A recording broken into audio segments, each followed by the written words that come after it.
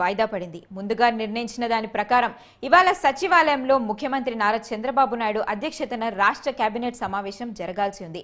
అయితే సీఎం చంద్రబాబు నాయుడు సోదరుడు నారా రామ్మూర్తి నాయుడు మృతి చెందడంతో ఢిల్లీ, మహారాష్ట్రలో జరగాల్సిన అన్ని కార్యక్రమాలను రద్దు చేసుకున్న సీఎం 2 రోజుల పాటు నారావారి పల్లెలోనే ఉండనున్నారు.